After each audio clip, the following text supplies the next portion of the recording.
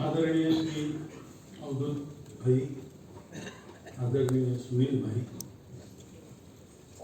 मेरे सामने उपस्थित सभी इस परिसंवाद में विषय रखने के लिए आए हुए सभी सम्माननीय वक्तागण, उपस्थित प्रबुद्ध जन, माता भगिनी और संगति अधिकारी,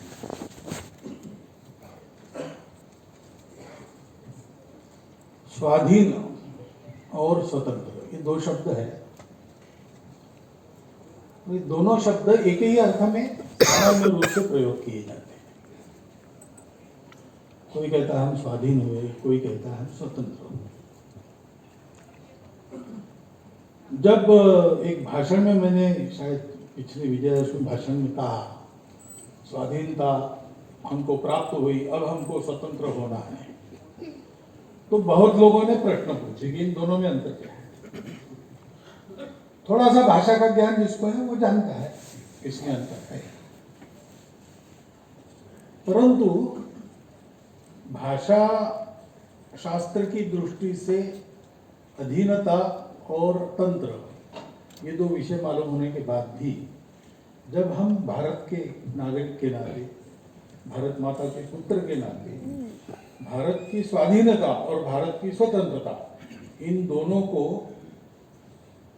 एक क्रमिक विकास की दो सीढ़ियां मानकर विचार करते हैं तो बहुत सी बातें और अधिक स्पष्ट होनी पड़ती है, जो दुर्भाग्य से आज भारत में सबके मन में स्पष्ट नहीं है।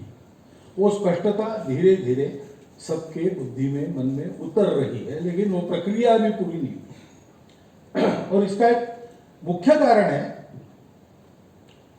कि किसी कारण हम उसको भूल गए। क्यों भूल गए पता नहीं। लोग कहते हैं अंग्रेजों ने भुला दिया। अंग्रेजों ने उस विस्मरण को और गहरा करने का काम तो जरूर किया, लेकिन ये किसी का किया हुआ नहीं है, हमारा ही किया हुआ, या हम में हुआ है।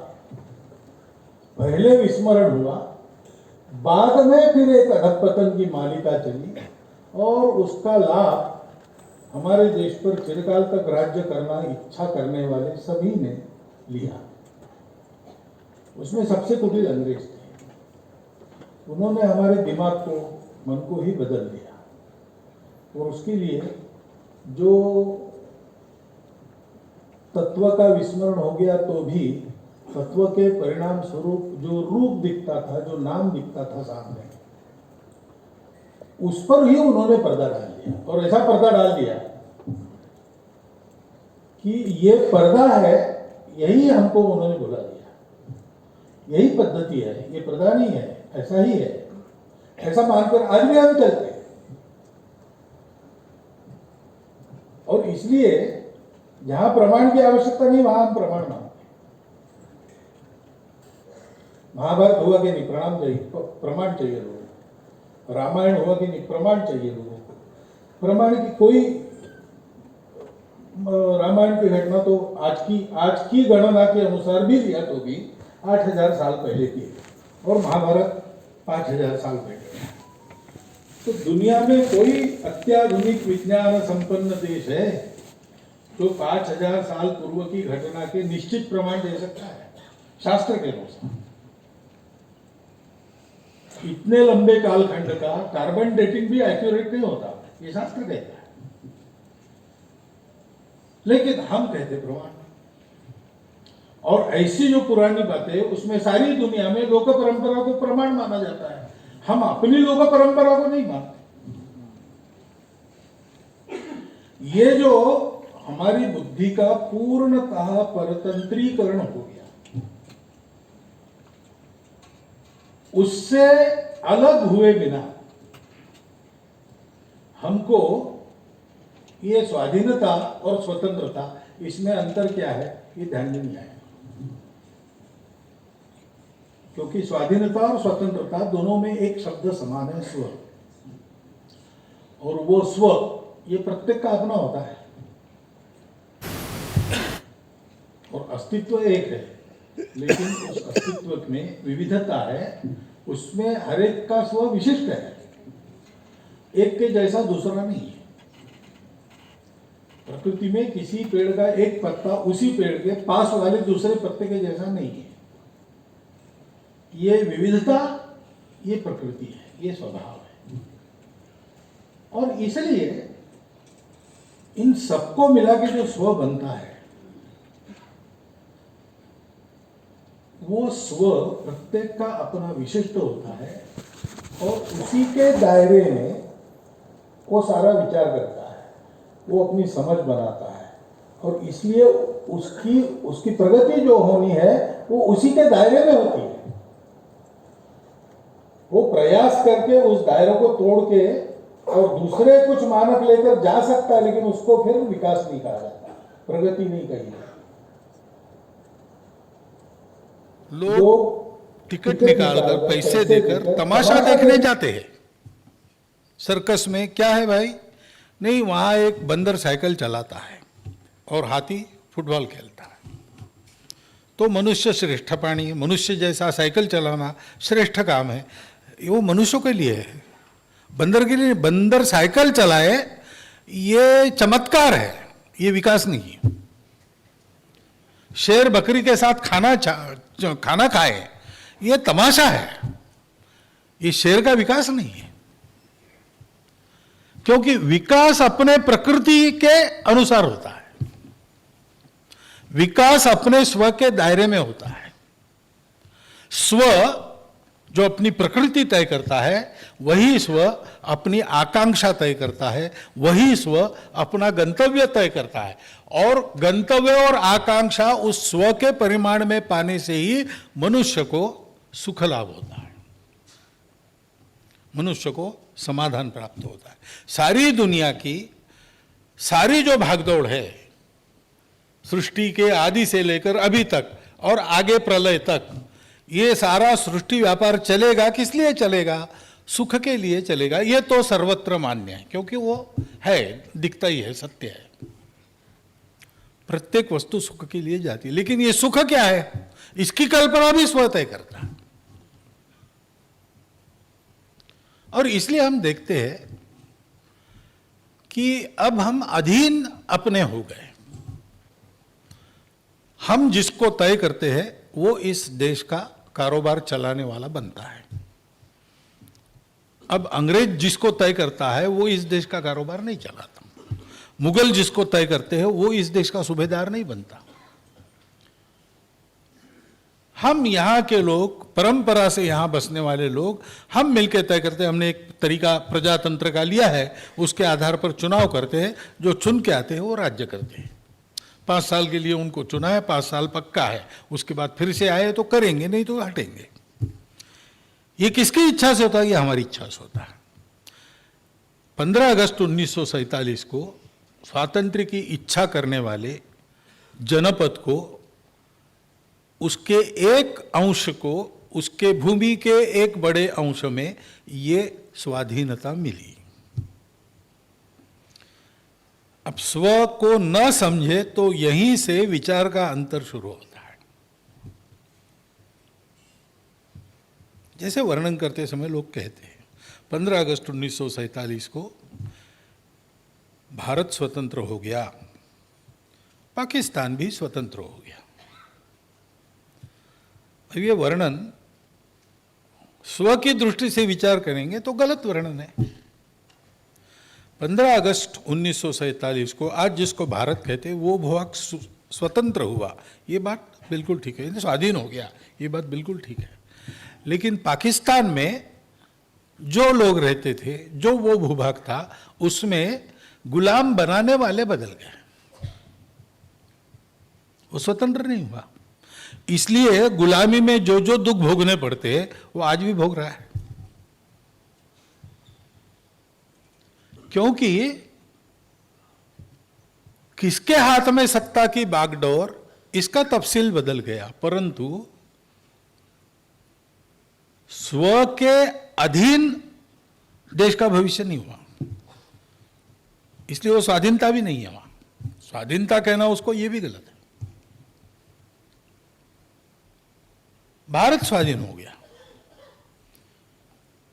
लेकिन भारत के लोगों ने अपने स्व को समझकर उस स्वाधीनता का उपयोग करते हुए अपने आप को स्व में पूर्ण अधिष्ठित करना, ये प्रक्रिया का वो प्रारंभ था। वो प्रक्रिया हम जैसी चलाएंगे, जितनी चलाएंगे, उतना अधिक हम स्वतंत्रता पाएंगे। उदाहरणार्थ, मोटा स्थूल विचार करते हैं तो हम स्वतंत्र हो गए। लेकिन आप डॉक्टर अंबेडकर साहब का भाषण पढ़ेंगे, उसके बाद जो संविधान दिया उन्होंने, तो उन्होंने कहा है कि संविधान में आर्थिक और राजनीतिक स्वतंत्रता के प्रावधान तो हमने कर दिए, लेकिन अभी सामाजिक स्वतंत्रता नहीं आई है। अब अंग्रेज तो चला गया है, तंत्र तो अब हमारे हाथ में है। फिर भी डॉक्टर अंबेडकर साहब कह रहे हैं कि अंग्रेज के जाने के बाद हमने स्वतंत्रता के प्रावधान किए, आर्थिक और राजनीतिक। यानी स्वाधीन हम उस समय हो गए जब अंग्रेज चला गया, लेकिन उसके बाद स्वतंत्र होने के लिए आर्थिक और राजनीतिक दृष्टि से हमको कुछ प्रावधान करने पड़े हैं। उनका अमल होगा ठीक से, तब हम आर्थिक और राजनीतिक दृष्टि से स्वतंत्र होंगे। और उन्होंने कहा कि ऐसे ही सामाजिक स्वतंत्रता के प्रावधान करना बाकी है, वो करेंगे, उसका प्रामाणिकता से आचरण होगा, तब हम स्वतंत्र होंगे। तो ये बात स्पष्ट है कि स्वाधीनता से स्वतंत्रता ये एक यात्रा है और वो करनी पड़ेगी, और उसका आधार, उसके गंतव्य का निर्धारक, उसकी राह पर चलते समय उसके अनुशासन का नियामक, ये कौन है? वो स्व है। इसलिए महत्व की बात है कि हमारा स्व क्या है। हम मानते हैं ना, ऐसे ही मान लेते हैं अज्ञान में अपने, कि इसमें अंतर क्या है भाई, दुनिया के सब देश गुलाम हो गए, बाद में स्वतंत्र हो गए, अपने अपने विचार के आधार पर चले। लेकिन ऐसा नहीं है। भारत छोड़ के बाकी दुनिया अपने अपने विचार पर चलने वाले देशों की बनी है, ऐसा जब हम कहते हैं, तब भारत छोड़ के बाकी दुनिया के देशों के विचार प्रणाली जो प्रचलित है वहाँ आज, उसके मूल में कुछ समान बातें हैं जो भारत के मूल में नहीं है। एक शब्द में कहना है तो हम कह सकते हैं कि दुनिया को जड़ मान के जो विचार प्रचलित हुआ पिछले 2000 वर्षों में, वो बाकी सारे देशों में अभी चल रहा है। और दुनिया को चेतन मान के जो विचार था, जो आज प्रचलित नहीं है, वो हमारे स्व के मूल में है। इसलिए हमारी स्व की कुछ विशेषताएं हैं कि जो हम अपने स्व को स्थापित करने का विचार करेंगे, या अपने स्व के आधार पर कुछ आज के युगानुकूल गढ़ने का प्रयास करेंगे, तब जो ध्यान में रहनी चाहिए हमारी स्व की विशेषता, ऐसी कुछ है। वो क्या है? पहली बात है, सारी दुनिया ने विचार किया सुख के लिए दुनिया है। हमारे यहां भी वही विचार है। लेकिन सारी दुनिया ने विचार किया कि ये सुख हमको बाहर की दुनिया से लेना है। हम भी पहले पहले उनके जैसा ही विचार कर चुके हैं बहुत प्राचीन समय में। उसके आधार पर चलकर हम देख चुके हैं, और उस अनुभव के आधार पर हमने इस दिशा को बदला कि बाहर की वस्तुओं से सुख नहीं मिलता। अब इसकी प्रतीति दुनिया में भी है।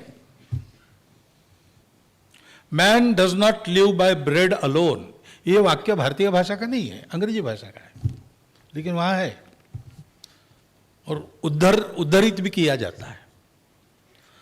तो उनको यह पता है कि भौतिक सुख की एक मर्यादा है, लेकिन वो मान के चलते हैं कि ये जड़ दुनिया में बस ये मर्यादा है, उसको आप कुछ नहीं कर सकते। जैसी दुनिया मिली है उसमें जियो। बाहर से सुख लेना है तो बाहर के साधन मर्यादित है और हमारी इच्छाएं अमर्यादित है। Means are limited, ends are endless. तो स्वाभाविक है कि इतने सारे लोगों को सुख पाना है तो स्पर्धा होगी। तो स्पर्धा होगी तो आपको सबल होना पड़ेगा। सबल है तो आपको सुख मिलेगा, आप टिकोगे, नहीं तो आपको एक दिन मरना पड़ेगा। ये दुनिया का नियम है। उसके अनुसार चलना है, उसको ध्यान में रखकर ही सारी बातें वहां की निर्धारित करते हैं। लेकिन कहीं पर यह भी ग्रे एरिया उनके लिए है कि ये एक हद तक है, उसके बाद नहीं। जैसे आज का विज्ञान बढ़ते बढ़ते बढ़ते हिग्स बोसान तक गया, वहां तक विज्ञान सत्य है, लेकिन उसके बाद भी बहुत कुछ है और वहां कुछ नहीं है हमारा, तो वो ग्रे एरिया है। वैसे इस मामले में भी दुनिया के विचार में ग्रे एरिया है, उसको कैसे भरना, तो स्वाभाविक ऐसे जब होता है कि वहां क्या है हमको पता नहीं, लेकिन वो है और हमको मालूम नहीं है, उसको साथ लेके चलना हो तो थोड़ी लीपा पोती कर देते हैं, ढक देते हैं उसको। वैसा उन्होंने जिन बातों से ढाका, जितना उनके पास आ सका या मिल सका, तो उसको वो कहते हैं ये स्पिरिचुअलिटी है। उसका कोई ठोस आधार है क्या? उसकी कुछ अनुभूति है क्या? आज जिस अनुभूति के आधार पर वो है ऐसा कहते, वो अनुभूति आज है क्या उनके पास? नहीं। इसमें मैं उनको कम नहीं कह रहा हूं, उनकी टीका टिप्पणी नहीं कर रहा, ये फैक्ट है, ऐसा हुआ है। हमारे यहां ऐसा नहीं हुआ। हमने अनुभव से जब ये पाया कि बाहर के सुख की मर्यादा है और बाहर के पदार्थों में सुख है, वास्तव में है नहीं, तो हमने अंदर देखना शुरू किया, हम रुके नहीं। यही बात है, वो जो छांदोग्योपनिषद में कथा है कि इंद्र और विरोचन वो गए सुख की खोज में, संतोष नहीं मिला तो अपने अपने गुरु को पूछा क्या करना, उन्होंने ब्रह्मा जी के पास जाओ, आत्मविद्या उनके पास है, आत्मा प्राप्त करने के बाद कुछ भी प्राप्त करना शेष नहीं रहता, उसको जानने के बाद कोई कुछ भी जानने की चाह, अब मनुष्य पूर्ण समाधानी हो जाता। तो गए उनके पास और पूछा उन्होंने कि हमको आत्मा देखना है, आप बताइए कैसे देखना। तो ब्रह्मा जी ने पूछा कि कैसे देखते हो तुम लोग? बोले आंखों से देखते हैं। तो बोले नहीं, आंखें तो उपकरण है, आंखों में कोई देखने वाला बैठा है, उसको खोजो, वही आत्मा है। तो दोनों एक दूसरे के सामने खड़े हो गए, आंखों में आंखें डाल के देखा तो कितना भी गहराई से देखेंगे, एक दूसरे के आंख में अपना प्रतिबिंब दिखता है और क्या दिखता है। तो उन्होंने मान लिया कि हम ही है, जो कुछ है आसमां पे है खुदा और जमी पे हम, बस अपनी शरीर मन बुद्धि को बड़ा करो, इसी को मानो, इसी के लिए सब कुछ करो, वही अंत है। निकले, लेकिन वो आत्मा अमर है, शाश्वत है वगैरह वगैरह। तो इंद्र ने देखा कि वैतरणी पार करते समय चप्पू चला रहे थे तो प्रतिबिंब अपना नष्ट होता है, तो बोले अगर यही आत्मा है तो ये तो नष्ट हो रहा है चप्पू चलाने से। वो विरोचन को कहा कि चलो भैया वापस, कुछ गड़बड़ है। तो विरोचन ने कहा गड़बड़ क्यों होगी? नहीं भाई, हम अब बहुत हो गया, बहुत खोजा हमने, आखिर ब्रह्मा जी ने भी वही कह दिया, तो अब हम कोई ज़्यादा परिश्रम नहीं करने वाले, हम इसी में रहेंगे। इंद्र वापस गया और पहेलियां बुझाई उससे ब्रह्मा जी ने, और अंत में उनको आत्मा मिल गया। ये कथा है। इसका मतलब क्या है कि मानव समाज का एक हिस्सा ऐसा था जो यहां रुक गया और दूसरा हिस्सा था वो रुका नहीं। उपनिषदों में भी ऐसा वचन है कि कभी किसी एक मुनि को बुद्धि हुई, अंदर झांक के देखे, तब अध्यात्म का जन्म हुआ। ये अध्यात्म अपने स्व का मूल आधार है। अध्यात्म यानी आत्मा पर आधारित। ये आत्मा क्या है? वो अस्तित्व का जो चैतन्य है वो सब में होता है, वो एक ही है वास्तव में, लेकिन विविध नाम रूपों में जब वो देखते हैं तो उसको आत्मा कहते हैं। सबका समग्र एक साथ देखते तो परमात्मा कहते हैं। और हमारे पूर्वजों को ये मिल गया कि ये है और ये सब सत्य है। सारा कुछ जो दिखता है वो दिखने वाला अलग अलग है, लेकिन वो है यही, इसी का आविष्कार है। दिखती है विविधता, है एकता। हम आजकल कहते हैं विविधता में एकता, वास्तव में एकता की विविधता। ऐसा हमारे पूर्वजों ने देखा और इसलिए उन्होंने वो सुख पाया, अंदर पाया, निश्शेष, संपूर्ण, कभी भी फीका न पड़ने वाला शाश्वत सुख अपने अंदर है। सुख के लिए बाहर की बातों में दौड़ो मत। क्योंकि वास्तविकता जो शाश्वत है, जो कभी बदलेगी नहीं, वो ये है। और बाकी सब कुछ है वो बदलते रहता है, वो है, इसी का रूप है, लेकिन उसके नाम रूप सब बदलते रहते हैं। और इसलिए वो भी है, और जन्म से इसका आभास नहीं होता, ये सब क्रॉस करके जाना पड़ता है तब ये दिखता है, तो इसमें से जाना भी है। इसलिए हमारे यहाँ जीवन का विचार कैसे हुआ कि हाँ भाई, शरीर मन बुद्धि की पोषण आवश्यक है, शरीर मन बुद्धि का की भी जीवन के क्रम में एक स्थान है, जीवन के उन्नति में उसकी एक भूमिका है, तो वो भूमिका कर पाए इतना सक्षम उनको तो रखना होगा। वो उसके लिए भौतिक स्वरूप जो है, जड़ स्वरूप जो है दुनिया का, उसका भी ज्ञान रखना पड़ेगा। परंतु जाना कहाँ है? जाना शाश्वत सुख के पास है। और इसलिए उपनिषदों का आदेश हमारे यहाँ है, अविद्यया मृत्युम तीर्थवा विद्ययामृतम अश्नुते। हमने नकारा नहीं है किसी बात को, क्योंकि हम जानते हैं जो कुछ है वही है, जो कुछ है सत्य ही है, असत्य दुनिया में है नहीं। ना सतो विद्यते भावो, ना भावो विद्यते सता। सत का कभी अभाव नहीं होता और असत का कभी प्रभाव नहीं होता। असत है ही नहीं और सत शाश्वत है। और इसलिए हम किसी बात को नकारते नहीं, जो कुछ है उसी का रूपांतरण है। नकारने में क्या मतलब है?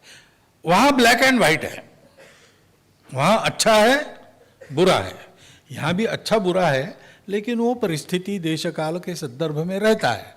वो ठीक है, आने जाने वाला रहता है, लेकिन इस सबके परे, इस सबके पीछे जो मूल बात है वो सत्य है। ऐसा चलते हमारे यहां दृष्टिकोण निषेधात्मक कभी आता नहीं, निगेटिव कभी आता नहीं। और इसलिए पहली बात यह है सुख अंदर है, दूसरी बात यह है कि अस्तित्व एक है, दिखता अलग अलग है। इसलिए किसी प्रकार का संघर्ष, किसी प्रकार की नकारात्मकता, किसी प्रकार की शत्रुता, इसकी आवश्यकता नहीं है। समन्वय से ही चलना है। Survival of the fittest and struggle for existence नहीं है हमारे, समन्वय की बात है। फिटेस्ट का सर्वाइवल नहीं, सर्वे भी सुखिनः सन्तु है, क्योंकि सब सत्य है, सब वही है। तो एकात्म और समग्र चैतन्याधारित दृष्टिकोण और सुख उसमें है, इसलिए वहां स्ट्रगल है, वहां ये दृष्टि नहीं है। तो सुख मिलेगा तो फिर लड़ना पड़ेगा आपको। लड़ना है इसका मतलब मारना भी है, और लड़ने में सब कुछ माफ है। तो छल कपट वगैरह ये कंपैरेटिव है, कंपैरेटिव है। यानी अच्छी बात के लिए हमने किया ऐसा, we will fight the war for peace, ऐसा कह के लाखों लोगों का संहार होता है और कोई कॉन्ट्रडिक्ट नहीं करता इस बात को। किसी ने वो पीस के लिए वॉर था ऐसा आज भी साइट करते हैं लोग। हमारे यहाँ ऐसा नहीं है, हमारे यहाँ भी युद्ध हुए, करना पड़ा, लेकिन उसका फल भी भोगना पड़ा, किसी को उसमें से छूट नहीं मिली। धर्म के लिए धर्मराज झूठ बोले, लेकिन रथ नीचे आ गया और कुछ क्षणों का नरकवास उनको भी भोगना पड़ा। पेड़ के पीछे छुपकर बाण मारा था, इसलिए व्याध के बाण से मृत्यु हुई अगले अवतार में। ये जो लोकोक्तियां है वो हमारा विजडम बताती है कि जो करोगे वो भरोगे, सबब कोई भी हो। जो गलत है वो गलत है, जो सही है वो सही है। सही गलत में से मनुष्य को जाना पड़ता है। मनुष्य की अपनी सूझबूझ सामर्थ्य अलग अलग होता है, तो वो अलग अलग प्रकार से जाता है। अलग अलग प्रकार से जाता है, इसलिए वो श्रेष्ठ कनिष्ठ नहीं है। और उसने ऐसा किया इसलिए मैं भी ऐसा करता हूं, ये गलत है। हमेशा सत्य पर तोलकर ही बात करनी चाहिए। सही गलत तो समय तय करता है। ये एक एकदम सकारात्मक दृष्टिकोण रखकर हमारे यहां का विचार है। ये बात पहली ध्यान में रखनी पड़ेगी। दूसरी बात, इसके आधार पर हर विषय, अभी इसमें कहा गया कि हमने गवर्नेंस की बात करनी चाहिए, ऐसा कहा गया, हमने पब्लिक एडमिनिस्ट्रेशन की बात, और क्या क्या सब कहा गया। इन सब बातों में हमारा विचार है, उसके आधार पर हमारे प्रयोग है, उसके आधार पर हमारा अनुभव है, और सर्वश्रेष्ठ दुनिया में हमने अपने आप को कभी न कभी स्थापित किया है। लेकिन इन सब बातों की विशेषता क्या है? ये स्व है, उसके कारण वो एकदम रेडिकली इनोवेटिव ऐसा हो गया। यानी आज इनोवेटिव मुझे यानी नया हो गया, वो है पुराना, लेकिन आज की दुनिया को इनोवेटिव लगता है। ऐसा है क्योंकि हमारी दृष्टि अलग। जैसे अब सुख चाहिए तो सुख कैसे मिलेगा? तो सीधी दुनिया, सुख चाहिए इसलिए सुख के साधन चाहिए, यानी अर्थ पुरुषार्थ चाहिए। कामना पूर्ति के लिए अर्थ पुरुषार्थ चाहिए। हमारे यहाँ चाणक्य कहता है सुखस्य मूलम धर्मम। सुख ये तुम्हारे अकेले का पुरुषार्थ नहीं, और तुमको अकेले को कभी मिलेगा भी नहीं। तुम अकेले कितने भी साधन संपन्न होकर सुखी होने का प्रयास करो, अगर बाकी दुनिया दुखी है वो तुम्हें जीने नहीं देगी। ये बिल्कुल व्यावहारिक बात है, नित्य अनुभव की बात है। लेकिन पाश्चात्यों की चकाचौंध में उसको हम भूलते चले जा रहे हैं। जब तक समाज सुखी नहीं होगा हम सुखी रह ही नहीं सकते, क्योंकि जब तक दुनिया में दुख है तब तक तुम्हारे साधनों को चुराने वाला चोर है, डाका डालने वाला डकैत है, तुमको मार के उसका अपहरण करने वाला और कोई है। तो तुम सुखी तो नहीं रहोगे, तुम्हारे पास रहेगा, तुम इंतजाम भी करोगे सुरक्षा का, लेकिन तुमको डर से घर में दुबक कर रहना पड़ेगा हमेशा। इतना धन उत्पन्न किया है, इतना धन प्राप्त किया है, उसकी रक्षा कैसे करे इसकी चिंता में नींद की गोली लेके तुम्हें सोना पड़ेगा। नित्य का अनुभव है, ये दृष्टि वहां नहीं है। हमारे यहां चाणक्य कहता है सुखस्य मूलम धर्मम, धर्मस्य मूलम अर्थम, अर्थस्य मूलम राज्यम। लेकिन देखिए आगे वो कहा जाता है फिर से, राज्य से मूलम इंद्रिय निग्रह। तुम अगर अपने इंद्रियों को संयमित किए बिना सुख चाहोगे तो दुनिया में इतना सामर्थ्य नहीं है तुमको सुख दे सकेगी। गांधी जी का वो वाक्य है ना, world has sufficient for everyone's need but nature can not satisfy your greed. तुम अगर लोभी बनकर चलोगे तो उनको मिलेगा नहीं। इसलिए हमारे सारे तंत्र सब में ब्रह्म देखकर निर्मित किए गए, सबको समझकर। रुद्र में हमारे यहाँ वंदन करते हैं शिव स्वरूपों को, उसमें स्तेनाय स्तेन पतये नमः ऐसा सब कहते हैं। यानी चोरी करने वाला भी चोरी क्यों करता है, उसको भी पेट भरना है, ऐसा कभी कभी अपने यहाँ सुनाई देता है ना, उसका मूल वहाँ है। सबको स्थान है, सबको दिया है, सबको जीना है भाई। कथाओं में भी देखे ना, शिबी राजा के दरबार में कबूतर आ गया जान बचाने के लिए। शिबी राजा ने उसको, धर्म है राजा का शरणागत को शरण देना, छुपा लिया। बाद में वो बाज आ गया, वो कबूतर खाना है मुझे। तो राजा कहता है कि खाना कैसे, वो मेरी शरण में आ गया, प्रजा का रक्षण करना मेरा धर्म है, मैं नहीं खाने दूंगा तुमको। तो बाज कहता तुम धर्म मुझे बता रहे हो, प्रकृति ने मुझे धर्म दिया है कबूतर खा के पेट भरना, तो तुम उसको सुख देने के लिए धर्म बता रहे हो, मुझे दुख देने के लिए धर्म बता रहे हो। धर्म किसी को कभी भी दुखी नहीं करता, वो सदा सर्वदा आनंद में। तो तथागत ने कहा है प्रारंभ में, मध्य में, अंत में वो आनंददायक ही होता है, सुखदायक ही होता है, ऐसा धर्म होता है। तो मेरा धर्म मैं पालन कर रहा हूं, तुम राजा हो, धर्म रक्षण के बजाय तुम बीच में आ रहे हो। तो फिर राजा कहता तुम्हारी बात सही है। राजा ये नहीं कहता मुझे धर्म मत बताओ, राजा कहता तुम्हारी बात सही, प्रकृति ने तुमको यही दिया है, तो तुम ऐसा करो, तुमको कबूतर का ही मांस खाना चाहिए ऐसा नहीं, मेरा मांस खाओ, मैं अपना मांस देके धर्म की रक्षा करता हूँ। उसको भी शरण मिल गई, तुमको भी अन्न मिल गया, मेरा कर्तव्य पूरा हो गया। तीनों के धर्म की रक्षा है, मेरा मांस ले लो। हमारा दृष्टिकोण कैसा है, यह बताने की बात है। सबके सुख का दृष्टिकोण, सुख शरीर मन बुद्धि को आवश्यक उतना देकर चैतन्य के प्रकाश में वो सब विकसित होते रहे, उतना चैतन्य की ओर बढ़ाने वाला वो सुख। इस मूल से हम अर्थ भी चाहते हैं तो वो धर्म के आधार पर चाहते हैं। अर्थ काम को धर्म के अनुशासन में रखकर चलना है। मोक्ष की साधना भी धर्म के, क्योंकि मोक्ष को मानने वाला समाज रहेगा तब मोक्ष रहेगा। हमारी अपनी जो पूजा है वो पूजा करने वाले रहेंगे तो हम रहेंगे।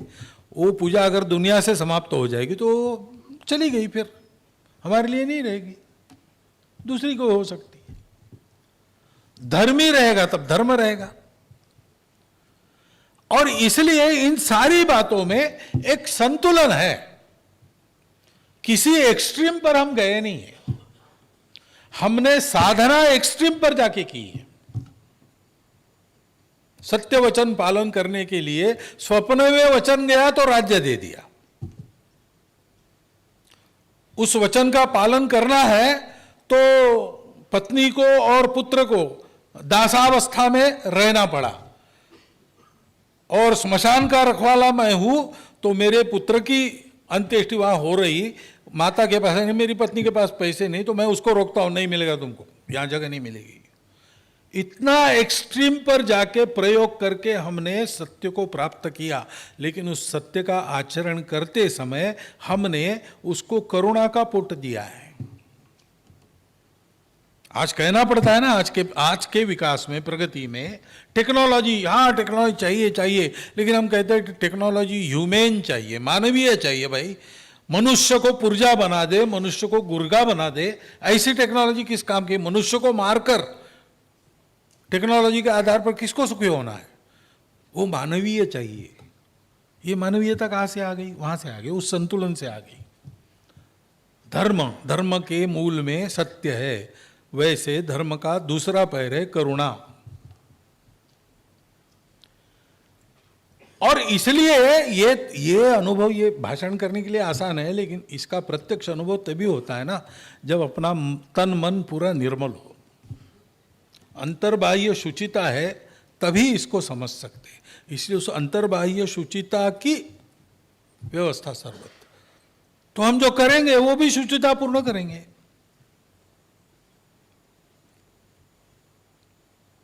यानी हम लड़ेंगे तो हम कैसा लड़ते हैं? हम धर्म युद्ध लड़ते हैं। है एक बात का निर्णय नहीं हो रहा और निर्णय शक्ति की सिवाय करने वाला दूसरा साधन अब नहीं है, तो तुम्हारा पक्ष तुम्हारी शक्ति, मेरा पक्ष मेरी शक्ति, हम शक्ति आजमाएंगे। लेकिन युद्ध धर्म के निर्णय के लिए है, समाज के विध्वंस के लिए नहीं है। तो क्या करते हैं? कौरव पांडव युद्ध के पहले मैदान का रेखांकन करते हैं, जैसे विजयादशमी का उत्सव है कोई। भीष्म के नेतृत्व में मैदान का रेखांकन हुआ, पांडव किस तरफ रहेंगे, दोनों ने मिलकर तय किया है। मैदान ऐसा चुना जहां कोई बस्ती नहीं थी, जंगल था उस समय, क्योंकि युद्ध हम कर रहे। धर्म का प्रश्न, ये बात ठीक है, लेकिन आखिर संबंधित तो हमसे ही है, सबका नुकसान नहीं होना चाहिए, इसलिए अलग जाकर। अब ये युद्ध में ऐसा होता है क्या? बाकी दुनिया हमको पागल कहती थी, भोला कहती थी, उनके सामने हम भोले थे ही। हमारे यहां हुआ है ऐसा। वनवासियों ने अब उस धर्म युद्ध का अंग्रेजों के खिलाफ उपयोग किया और उस धर्म युद्ध में शौर्य दिखाकर उनको बहुत मार दी, लेकिन फिर चाल के आगे, कपट के आगे कैसे टिकेंगे?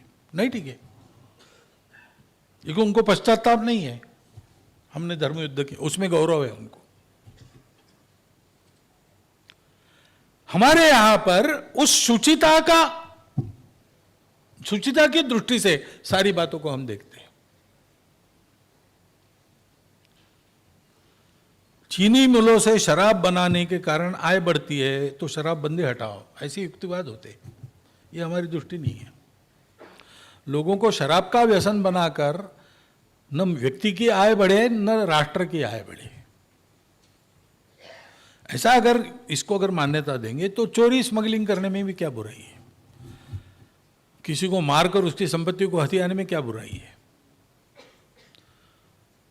धर्म अर्थ की उपासना, ये अर्थ काम की उपासना क्यों है?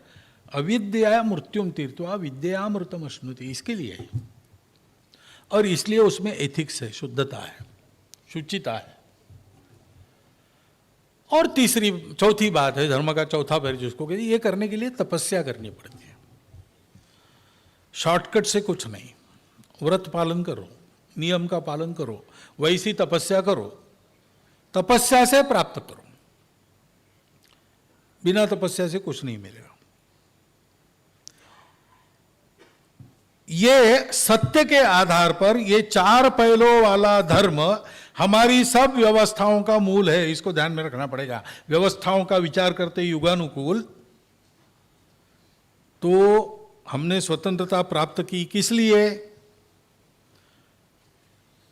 जवाहरलाल जी ऐसा कहेंगे क्या जैसा मैं अभी कह रहा हूं? उन्होंने नहीं कहा है।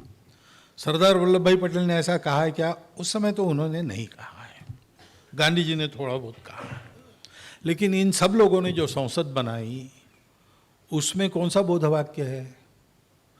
इन सब लोगों ने मिलकर जो संविधान बनाया, जो उसके तहत जो सुप्रीम कोर्ट बना, उसमें क्या लिखा है? सब जगह धर्म है। शब्दों में बोला होगा, नहीं बोला, शायद उनको लगा होगा कि इतना स्पष्ट बोलने का ये समय नहीं है, कुछ भी हो, या वास्तव में लगा होगा कि गलत बात है, दकियानुसी बातें, लेकिन जिस मिट्टी के बने थे वो मिट्टी बोल रही थी ना, वो मिट्टी वही करवाएगी उनसे जो उनके प्रकृति में। स्व को छोड़ के कुछ नहीं होता है, स्व के छोड़ के सर्कस या तमाशा होता है। और इसलिए आप देखेंगे अपने संविधान को भी, सारी बातों को भी, तो उसमें वही स्व झलकता है। उस स्व के आधार पर हर बात का हमको नया विचार करना पड़ेगा। हम ज्ञान को विदेशी या गलत ऐसा बिल्कुल नहीं मानते। हमारे यहां सब बातों का आनो भद्रा क्रतुवो यंतु विश्वता, सारे विश्व से अच्छे विचार आए, भद्र क्रतु हमारे पास आए, ऐसा हम कहते हैं। हम कहते हैं कि बात पुरानी है या नहीं है, यह मूल्य नहीं है उसका निर्णय करने का, परीक्षा करो उसकी। पुराणमित्येव न साधु सर्वम न चापि काव्यम नवम इति अवध्यम संतः परीक्षान्यतरत भजन्ते मूढ़ पर प्रत्यय। तो हम बिल्कुल तार्किक, रैशनल जिसको कहते हैं, उसके आधार पर हम निर्णय करते हैं। लेकिन उसी आधार पर सारी बातें स्व पर आधारित होनी चाहिए, ये भी हम कहते हैं। यह अनुभव है, ये तर्क से भी सिद्ध होता है, अनुभव से भी सिद्ध होता है, इतिहास से भी सिद्ध होता है। स्व को भूलने वाले राष्ट्र रहते ही नहीं। और युगानुयुग हमारा देश चला है, कितने उतार चढ़ाव आए, कैसे आए हैं, लेकिन हर काल में हमारे स्व को जीवित रखने वाली गतिविधियां हमारे देश में चली, उसको चलाने वाले लोग चले।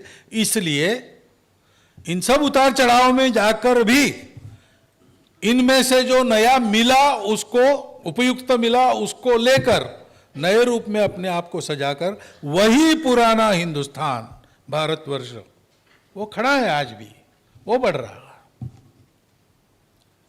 ये तो है ही। लेकिन और एक बात है कि अधूरी विचारधारा के आधार पर जो 2000 वर्षों के प्रयोग चले, वो आज सब अयशस्वी होते हुए दिखाई दे रहे हैं। अब मूल की ये बात, न्यूटोनियन फिजिक्स अब नहीं चलता भाई। आइंस्टाइन भी पुराना हो गया, अब क्वांटम लीप के आगे चले गए लोग। और उस प्रकार के बुद्धि के क्षेत्र में विचार को कल्पना देने वाला, विचार को शब्दों में बांध सकने वाला विचार किसके पास है? वो तो हमारे पास है। हमारा नासदीय सूक्त है, हमारा पुरुष सूक्त है। विश्व की ये कल्पना जो 500 वर्ष विज्ञान के बहुत दौड़ के बाद थोड़ी थोड़ी उनको स्पष्ट हो रही, वो हमारे यहां अपने अनुभूति में लाकर वैसा जीवन जीने वाले लोग आज भी हैं, साक्षात्कारी लोग हैं। और इसलिए सब क्षेत्रों में लोगों को प्रतीक्षा है, पूरी दुनिया के लोगों को प्रतीक्षा है। हमारे विकास के प्रतिमान वो विफल हो गए, कुछ नया खोजना चाहिए। विज्ञान को रुक गया अब विज्ञान, क्योंकि मनुष्य के साधन जा ही नहीं सकते। एक स्टारी यूनिवर्स नाम का लेख मैंने पढ़ा, 70-71 में रीडर्स डाइजेस्ट का एक अंक निकला है, उनके 75 वर्ष पूरे हुए उसके स्मृति में। तो उसमें एक लेख था, द स्टारी यूनिवर्स। तो दुनिया हमने इतनी बड़ी खोज ली, अब तो कई लाखों प्रकाश वर्ष तक का हम अन्वेषण कर रहे हैं, लेकिन हमारी कठिनाई क्या है कि हमारा फिजिक्स वहां चलता नहीं। इतने लंबे अंतर पर प्रकाश सरल रेखा में जाता ऐसा नहीं है, वो धीरे धीरे धीरे वापस आता है मुड़ के। और इतना लंबा है, हमने देख भी लिया इतने लंबा, तो भी वो 20 लाख वर्षों में प्रकाश आया है, तो 20 लाख वर्ष पुराना हमको दिखता है। आज जो हम फोटो लेते हैं, एक सूर्य है जो पास में है, तो वो भी 8.5 मिनट पहले जैसा है वैसा हमको दिखता है, क्योंकि आज हम जिस प्रकाश से उसको देख रहे हैं वो 8.5 मिनट पहले वहां से चला है। तो इसलिए हमारे ये साधन, दूरबीन वगैरह वगैरह सारी बातें अब फेल हो गई, और छोटा छोटा छोटा करते इतना छोटा हमने कर दिया कि वो देखने को जाए तो बिगड़ जाता है। तो हम जो देखना चाह रहे थे वो कैसा था वो नहीं पता चलता, हमने देखना शुरू करने के बाद उसका क्या हो गया वो दिखता है। फिर वो ऊर्जा है कि कण है, हम अभी तय नहीं कर पा रहे, और इसको तय करने का कोई साथ, क्योंकि हमारा शरीर जा ही नहीं सकता ना। प्रकाश के वेग से ज्यादा जो चलेगा वो डिसइंटीग्रेट हो जाएगा, और ये सारी एरिया अब ऐसी हो गई कि इसमें उससे ज्यादा स्पीड आवश्यक है। तो क्या है, एक ही साधन है, मन। और उस लेख में उसने लिखा, वो अमेरिका का एक फिजिसिस्ट था प्रसिद्ध, कि अगर ये हमको करना है, मन का उपयोग कर सकते, क्योंकि ईएसपी वगैरह बातें अब विज्ञान को मालूम है, लेकिन इसको अगर ठीक से हमको समझना है तो हमको योग वासिष्ठ और पातंजलि योग सूत्र का अभ्यास करना पड़ेगा। ये नाम उसने दिए हैं। तो विज्ञान भी घूम के कहां आ रहा है, भारत के पास आ रहा है। सारी बातें घूमकर अब खोज रही है। विश्व का हर देश जब भी दिग्भ्रमित हो लड़खड़ाता, सत्य की पहचान करने इस धरा के पास आता। यह इतिहास अब फिर से दोहराया जा रहा है। तो हमने तो यह भी किया, हमने स्व की इस दृष्टि के आधार पर अपने लक्ष्य को तय किया कि सारी दुनिया को समय समय पर यह धर्म का संतुलन सत्य देना, यह काम है, इसके लिए हमारे राष्ट्र का प्रयोजन है। तो अब तो हमारा एक कर्तव्य बनता है कि स्व के प्रकाश में सारा विचार हो। हमारा राजा ये रूलर नहीं है, वो प्रजापालक है। हमारा राज्य तंत्र वो प्रजापालक होना चाहिए, ऐसे ही उस तंत्र का विचार होना चाहिए। वहां वैसा नहीं है। न्याय व्यवस्था में वहां रूल ऑफ लॉ है, शब्द बहुत अच्छा है, लेकिन आया कैसे rule of law? William the conqueror ने इंग्लैंड जीता, उसके ध्यान में आया कि राजा तो मैं बना, लेकिन जमीनें सारे इंग्लैंड की लोगों की है, वो मालिक है। अब मैं इनका राजा भी बनाऊं, इन्होंने मान भी लिया है मुझे राजा, तो मैं अगर इनकी जमीनें हड़पूंगा तो ये मेरी अपकीर्ति का कारण बनेगा और मुझे उतार देगा कुर्सी से कभी ना कभी।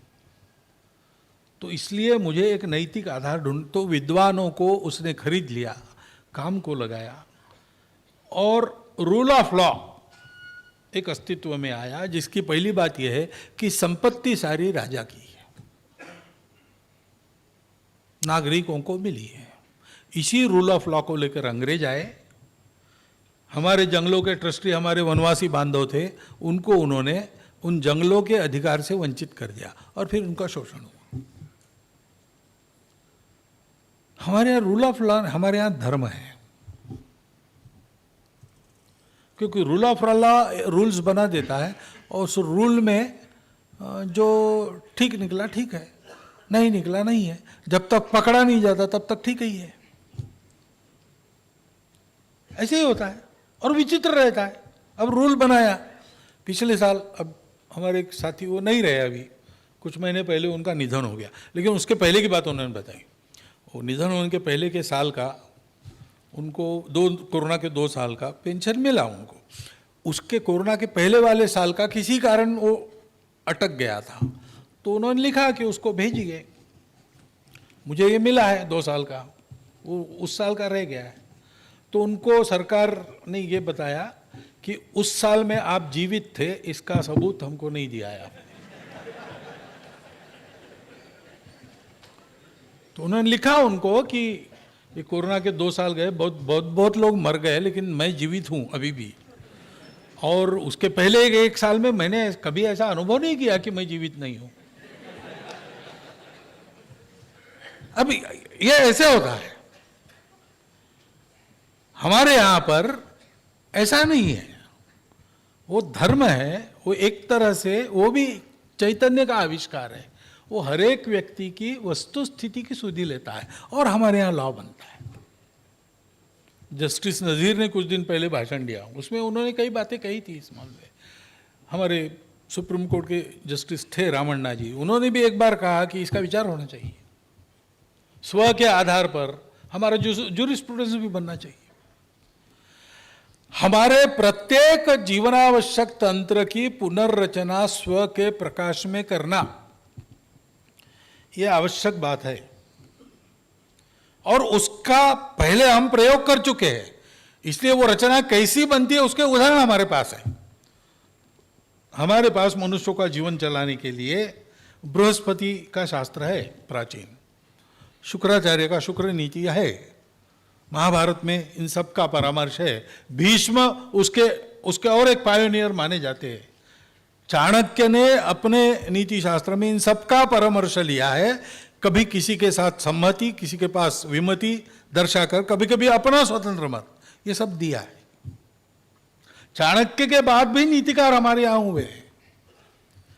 राणा प्रताप ने इस धर्म के आधार पर अपना प्रशासन स्थापित किया था, चावड़ में बैठकर राज्य किया था। तब शिवाजी महाराज ने स्वराज्य के लिए जो आज्ञा पत्र लिखे, उसके आधार पर एक हमको नमूना दिया था कैसे चलना है। स्मृतियां भी हमारी आधुनिक बिल्कुल मोहम्मद बिन कासिम के आक्रमण के समय देवल स्मृति बनी थी, वो आखिरी है, उसके बाद कभी विचार नहीं हुआ। तो समय समय पर इसका विचार हमने कैसे किया, देशकाल परिस्थिति के अनुसार जो आवश्यकता बदला, मूल्य नहीं बदले, कोड बदले, प्रिंसिपल नहीं बदला। ये जो मूल्य है उसको हम धर्म कहते हैं, वो शाश्वत धर्म है, वो कभी नहीं बदलता, क्योंकि उसके मूल में जो सत्य है वो शाश्वत है। आचरण कैसे करना देशकाल परिस्थिति अनुसार अलग अलग होता है। एक ही देश में अलग अलग प्रकार के कितने ही कोड थे। राज्य व्यवस्था ही साम्राज्य, भोज्य, स्वराज्य, वैराज्य, पारमेष्ठ राज्य, इतने प्रकार की थी। सारी विविधता को न्याय देकर विविधता में अलग अलग प्रकार के तंत्र भी बनेंगे, फिर भी संपूर्ण देश के लोग अपने आप को एक राष्ट्र का अंग मानेंगे। इतना ही नहीं, उस राष्ट्र को वसुधा रूपी कुटुंब को बढ़ाने वाला घटक मानेंगे। उस राष्ट्र को दुनिया पर राज्य करने वाला नहीं मानेंगे।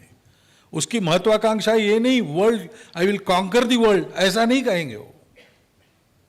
वो कहेंगे कृण्वन्तो विश्वम आर्यम, सुसंस्कृत बनाएंगे।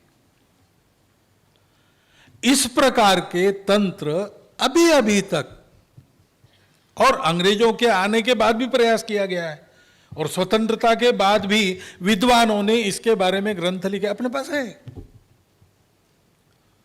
दीनदयाल जी ने एक पूरी रचना हमको बताई कैसी होनी चाहिए। गांधी जी का हिंद स्वराज, उसी का एक जो भौतिक तंत्र है जीवन के, उसके बारे में है। बुनियादी तालीम के बारे में उनका रविन्द्रनाथ ठाकुर, स्वामी विवेकानंद, महर्षि दयानंद सरस्वती, गांधी जी, लोकमान्य, सबके कहने में भारत की इस पुनर्रचना का दिशा दर्शक विचार है। इन सबका अध्ययन करते हुए आज के परिस्थिति को देखते हुए सारी दुनिया में जो लेने लायक है, उपयुक्त है, जो लेने के बाद मनुष्य का केवल भौतिक विकास नहीं हुआ, धर्म बढ़ेगा, ऐसा क्या हम ले सकते, वो सारा लेकर अपने पास जो है उसका मूल्य समझते हुए उसका आज एप्लीकेशन कैसा करना, इसको सोचकर और एक स्वतंत्र भारत का नया तंत्र गढ़ने की आवश्यकता है। उसके अनेक प्रयोग शुरू भी हुए हैं, यानी चिंतन भी चल रहा है और प्रत्यक्ष करके भी लोग देख रहे हैं। और सौभाग्य की बात है कि आजकल सरकारी तंत्र के द्वारा भी ऐसे सारे प्रयोग धीरे धीरे करना शुरू हो गया है। तो इसको गति से आगे बढ़ाना है, इसलिए उन्हीं सारे प्रयासों में ये भारतीय विचार केंद्र का परिसंवाद ये वैचारिक दृष्टि से योगदान करने वाला एक प्रयत्न है। इसको हमको समझना चाहिए और उस स्व को ठीक से समझते हुए इस परिसंवाद में से इस प्रकार के तंत्रों की पुनर्रचना के नए नए विचार, नए नए यानी केवल नए ऐसा नहीं, उपयुक्त विचार कौन से हो सकते, इसके बारे में कुछ दिशा हमको देनी चाहिए। वो उसके लिए 1.5 दिन यहाँ बैठे हैं, आपका ये चिंतन सफल हो, दिग्दर्शक हो, उपयुक्त हो, ऐसी शुभकामना आपको देता हुआ मेरे 4 शब्द में समाप्त करूँ।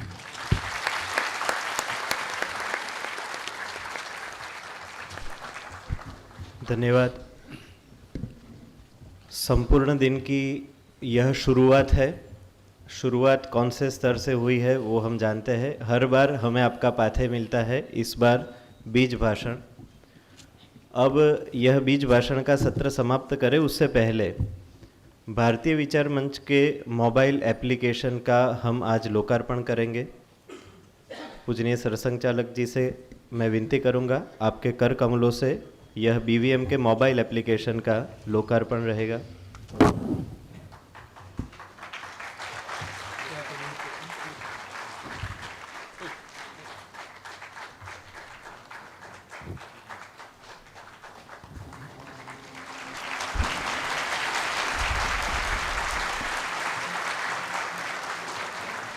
यह एक डेमो मोबाइल एप्लीकेशन है।